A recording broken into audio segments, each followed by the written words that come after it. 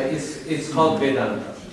Вона називалася веданта. Тобто це форма філософії, яка домінувала в Індії останні 1200 років. And in Vedanta, this dichotomy of human motivation and information is described in a very nice way. І саме в рамках веданти цей баланс між людськими емоціями та людським інтелектом особливо вдало описаний. It's described as an epistemological question. В ній подається як певне епістемологічне питання. You understand epistemology, yes? Ви розумієте, так, що як How do we know what we know? Епістемологія займається тим, що вона дає нам зрозуміти, як ми пізнаємо те, що ми пізнаємо. What are the sources of valid knowledge? Якими є джерела істинного знання? And Vedanta identifies three major sources of valid knowledge. В рамках веданти визнається три основних джерела для істинного знання. Pratyaksha, Anumana, and Shabda. Це пратякша, анумана та шабда. The very first source of valid knowledge is pratyaksha, or our sense perception. Першим таким джерелом істинного знання це пратякша, або наші чуттєві сприйняття. What is there in front of our eyes? Our senses. Тобто те, з чим ми контактуємо через органи чуття. We know that is the foundation of so much of our knowledge, is sense perception. І ми знаємо про те, що саме чуттєве сприйняття є фундаментом для багатьох різних фактів нашого знання. But pratyaksha has to be it has to be controlled and guided by another form of knowledge, which is called anumana. Але це джерело знання пратякша, воно повинно бути під контролем іншого джерела знання, яке називається анумана. And anumana refers to inference or reason, logic. Анумана перекладається як логіка або умовиводи. So we know that the sun exists because we see it out in the sky. Ми знаємо про існування сонця через те, що бачимо його у небі. But if we just depend on our eyes, we would come to the conclusion that the sun is about that big. Але якщо ми будемо покладатися лише на свої очі, ми прийдемо до висновку, що сонце невеликого розміру. However, if we apply reason to it, some logic or inference, we can understand that something that is that far away, 93 million miles away, must actually be much, much larger if it seems this big to us. Але якщо ми застосуємо логіку до цього феномену сонця, ми зрозуміємо, що об'єкт, який знаходиться від нас мільйони кілометрів, і здається нам таким маленьким, насправді повинен бути гігантським об'єктом. By logic, we come to refine the knowledge we get through the senses. За допомогою логіки ми фільтруємо ту інформацію, яку отримуємо через свої органи чуття. However, even reason or logic depends upon one other source of knowledge. Але при цьому навіть логіка або виводи залежить і ще від одного джерела знання. And that is Shabda, which means knowledge from a reliable source. І це джерело знання називається шабда, або знання, яке ми отримуємо від надійного джерела. So for any type of inference, you need an if-then statement. If something exists, so if there is smoke, there is fire. Для будь-якого логічного твердження ми повинні задовольняти дві умови. Якщо існує певний один феномен, повинен існувати також і інший феномен. And that may be good logic. Wherever there is smoke, there is fire. І це може бути хорошим логічним твердженням. Де б не був дим, завжди повинен бути вогонь. But the condition of asking where is smoke, is there smoke, depends on the testimony of someone who has seen it. Але те, що ми можемо перевірити, що насправді існує сам дим, залежить від авторитетності того, від кого ми почули про те, що цей дим існує. In other words, Vedanta philosophy argues that the source of knowledge is as important as its content. Іншими словами, філософія веданти робить акцент на тому, що джерело знання є настільки ж важливим, як і сам зміст цього знання. As a professor of religious studies, I'm trying to make this point again and again to my students at the university. Як професор релігієзнавства, я із лекції в лекцію намагаюсь донести до своїх студентів важливість цього твердження. Just typing in some topic into Google and getting the results is not a sufficient source for your paper.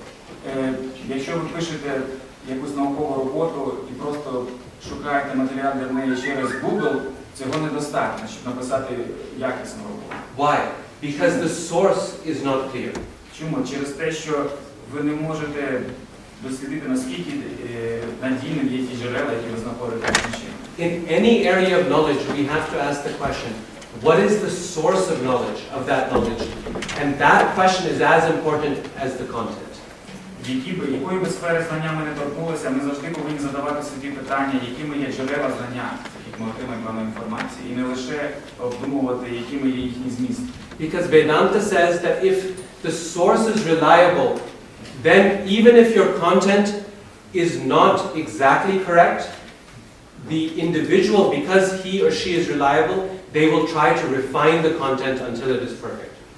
У веданті говориться про те, що якщо ваше джерело є надійним, тоді навіть не є настільки важливо, щоб сам зміст був коректним.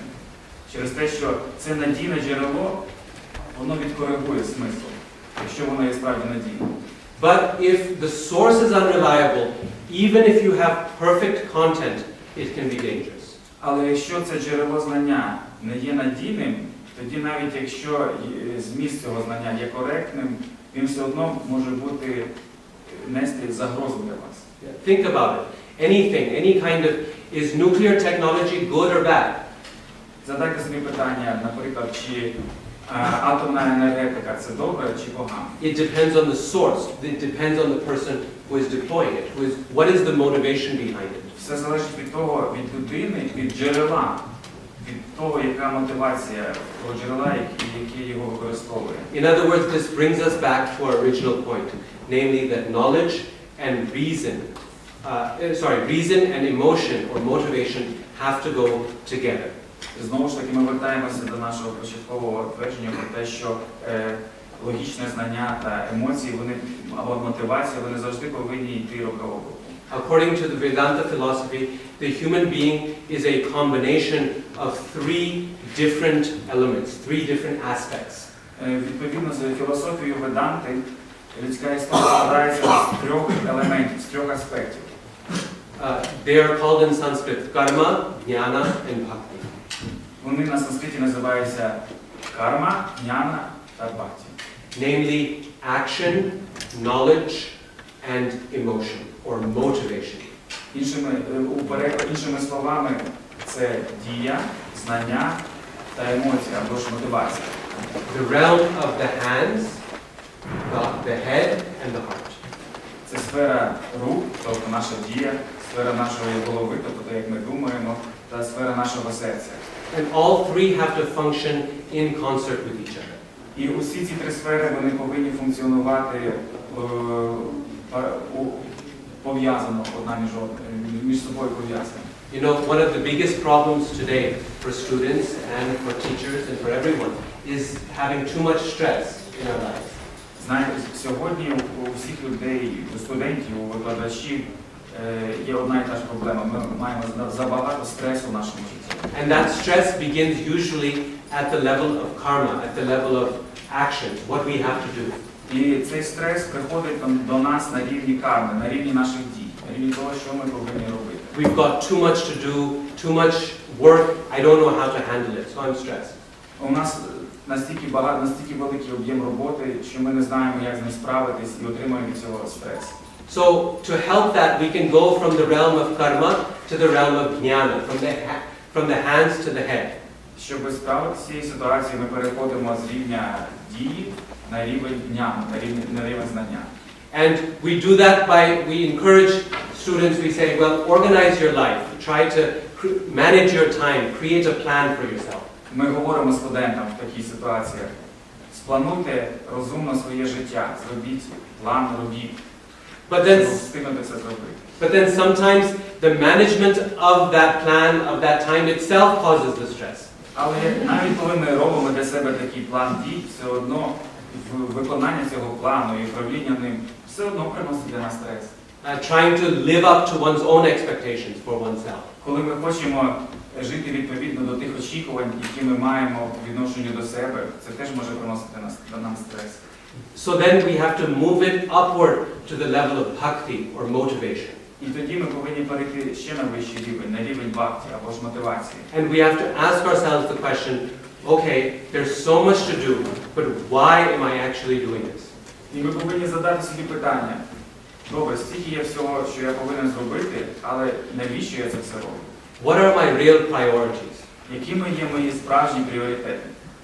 And that will help us decide what is important and what can be skipped or removed. І коли ми задамо собі таке питання, тоді ми і можемо вирішити, що для нас є справді важливим, а від чого ми можемо відмовитися. We have to move from the level of the head to the heart.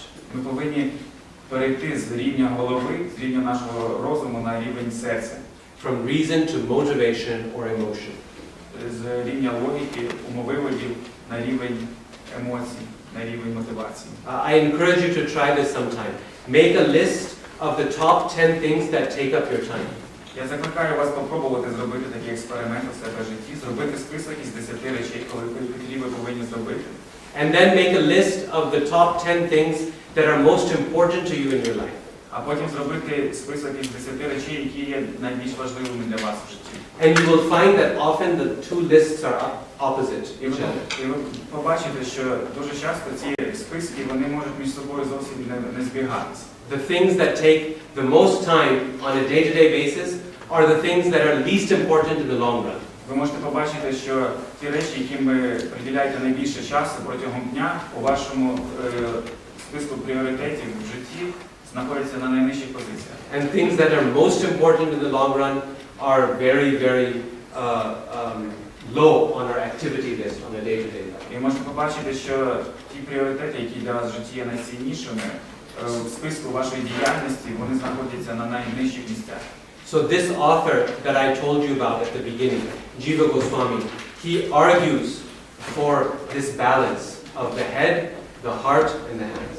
І оцей автор, Джіва Ґосвамі, про якого я згадував на початку своєї лекції, він якраз розказує про цей баланс, який кожна людина повинна знайти в своєму житті між діяльністю, розумом та мотивацією. He was a vedanta philosopher who attempted to create this balance between karma, jnana, and bhakti.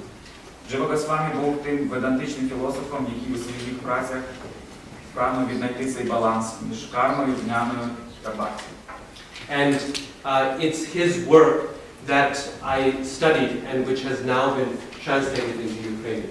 Я займався вивченням його трактату, і сьогодні ми переклали мою працю на українську. So I encourage you to take seriously the study of Indian philosophy. Тому я закликаю вас з усією серйозністю віднестись до вивчення індійської філософії. In many ways you will find similar themes from within the study of Western philosophy. Many parallels. Насправді, в індійській та західній філософії ви знайдете дуже багато паралелей і спільних тем.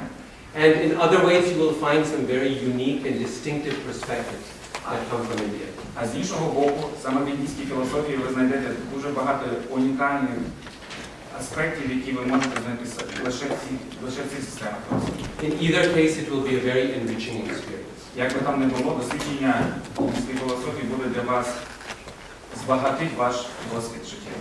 So I want to thank you again for your time and for your attention.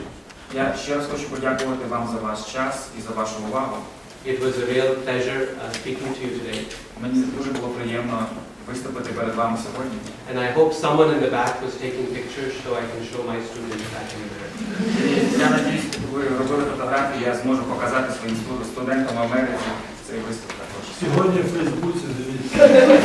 Facebook.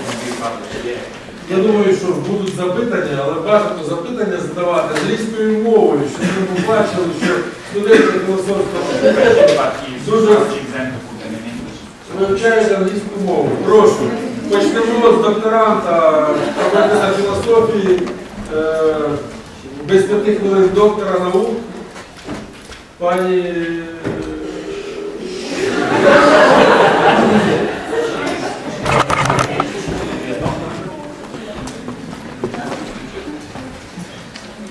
you very much for your lecture. Really interesting indeed. I'm also pretty good and now almost finished my work.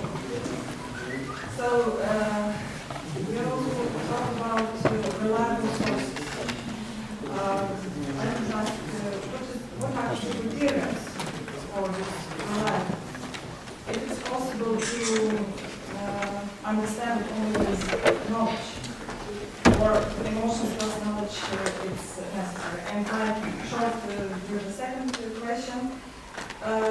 This philosopher, Jīva ඝosvamī, which you researched, he was writing in the 16th century, yes, but what is the reflection of society about balance of emotions and knowledge? What was his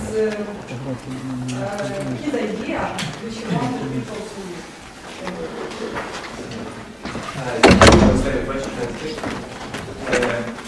Ще коротко питання в тому, чи повинні ми застосовувати логіку для того, щоб визначити надійність тих джерел знання, про які йшлося в лекції.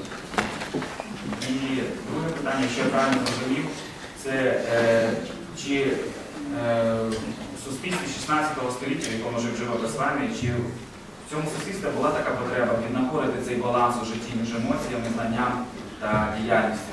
Чи це було певний меседж, який автор хотів у своїх трактатах сам донести до людей? Правильно? So someone just gave me a copy of my book for the first time. Мені тільки що вперше показали переклад книжки, я тримаю його в руках, його тільки що надрукували. These are both very excellent questions. Це, звичайно, дуже хороші питання, обидва. They say, you know, at a bachelor's level, the student receives the question and the way to find the answer, and you just have to go and find it. На рівні бакалавра the students receive the question and the method for finding the answer. У студенту дається питання та метод, як він може знайти для нього відповідь. І він іде і шукає відповідь. At a master's level, you receive the question, but no method to find the answer. На рівні магістра вам дають питання певне, але ви не розказуєте, якими методами ви повинні користуватися. І ви повинні самі обрати ці методи. And at the PhD level, you have to come up with the questions. А на рівні аспірантів ви самі повинні продукувати ці питання. And so this is the mark of a doctor, someone who can come up with good questions. Тому те, що ви задаєте такі хороші питання, це якраз і свідчить про вашу наукову ступінь. So just in brief, I try to answer both questions. Я коротко спробую відповісти на ці питання. You know, trying to speak with a translation is a big challenge for me. Мені трошки важко говорити, коли мене ще перекладають паралельно. Because I have to slow down to 50% of my speed. Тому що я на 50% повинен говорити повільніше. You know, professors, we talk really fast, and now I have to be slow and peaceful. Як ви розумієте, що ми викладачі дуже швидко завжди намагаються говорити, а зараз мені потрібно говорити повільно, тому що мене ще перекладають. It's like trying to run an orchestra or play a piece and then stopping every 2 minutes. Це як я був диригентом оркестру і кожен 5 хвилин зупинявся і чекав, поки переклад.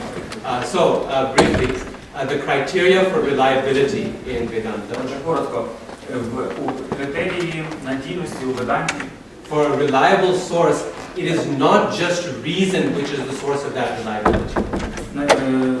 Джерелом надійності для певного джерела знання це не тільки його відповідність певним логічним речам, but also experience, direct perception. Але також і досвід, безпосереднє сприйняття. In other words, remember the first source of valid knowledge was pratyaksha, or sense perception.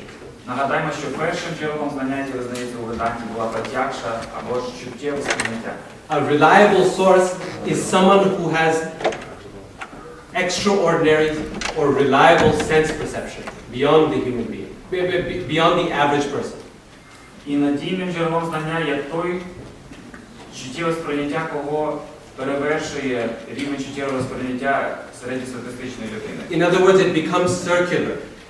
Pratyaksha or sense perception is guided by inference.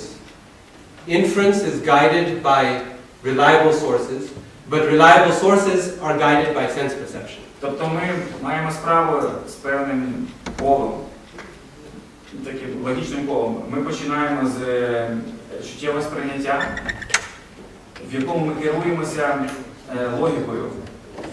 В свою чергу в логіці ми керуємося певним надійним джерелом. Ми певним джерелом, який є надійним. Але у визначенні надійності джерелом ми знову ж таки повертаємося до чуттєвого сприйняття. And this is called Arsha Pratyaksha, the wisdom of the seers, who can see things that are not just physical, but also emotional, intuitive. І такий феномен називається Дарша Пратякша. Тобто тут мова йде про певні спроможність людини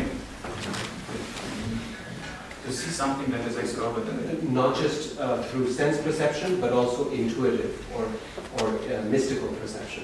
Тобто і тут йдеться про людей, які можуть сприймати світ не тільки через чуттєві сприйняття, але також інтуїтивно через певні свої містичні здатності. But the point is, you can never get 100% reliability. Але як би там не було, ви не можете бути на 100% упевненим у надійності певного джерела. All three of these sources of knowledge have to constantly correct each other. Усі три джерела знання повинні постійно коригувати один одного.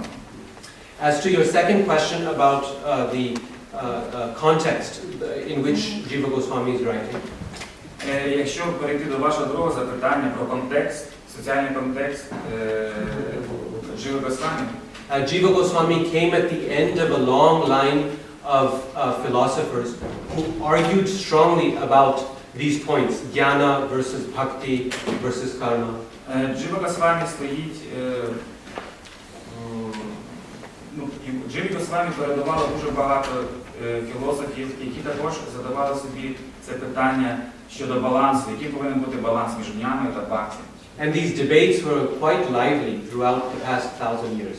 І сотні років до нього ці дебати велись дуже жваво. And so he tried very hard in his time to try to find a balance or resolution to that ongoing debate. І зі свого боку Джіва Ґосвамі хотів запропонувати своє рішення цих древніх дебатів, які йшли вже не одне сотні років. Historically speaking, the 16th century was a time of synthesis in Indian philosophy. Якщо подивитися на 16 століття, то це було момент, коли відбувався певний синтез різних філософських напрямків у Індії. And in many other areas of Indian knowledge as well. І також це стосувалося не тільки філософії індійської, але й інших сфер знань. It's okay? Ще запитання, прошу. Да, прошу. Оксана Зданчук. Thank you very much for your lecture, and I have a question. So you have said that you have studied a little part of work of Джіва Ґосвамі. Yes, and I would like to ask if you plan to study, to continue the study, or you have some other subject for study now? Питання в тому, що чи ви, дослідивши дуже невеличкий фрагмент із трактату Джіви Ґосвамі, чи ви продовжите свої дослідження цих трактатів, чи ви перейшли вже до іншої сфери дослідження? So I hope to continue one day in the future, but right now my interests have moved to a different subject. В майбутньому я планую повернутися до вивчення Джіви Ґосвамі, але на даний момент я дещо змінив сферу дослідження. I should say a related subject. Ця сфера досліджень безумовно пов'язана з філософією Джіви Ґосвамі. Especially this text called the Bhagavata Purana. Особливо сама Бхагавата Пурана, це також був центральний текст для Джіви Ґосвамі. There are three major works, epics, that have shaped classical Indian civilization. Існує три епічних твори, які сформували класичну індійську цивілізацію. The Mahabharata, which is the largest book in the world, 100,000 verses. Магабхарата, яка є найбільшою книгою у світі, яка складається зі 100 тисяч віршів. The Ramayana, which has found its development all throughout Asia, not just India. Рамаяна, яка розвивалася не лише в Індії, але й в інших азіатських країнах.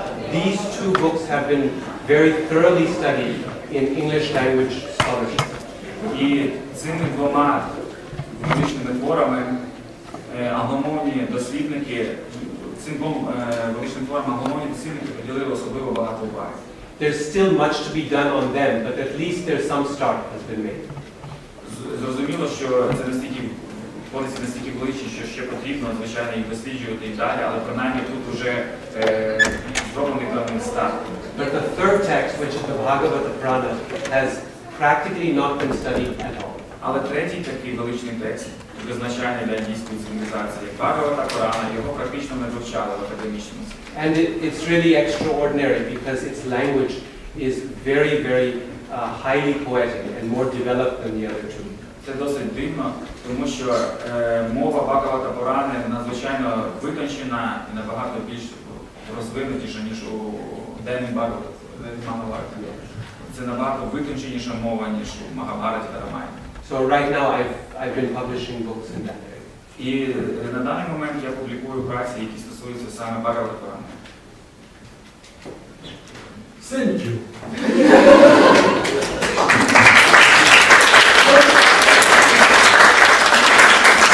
Шановні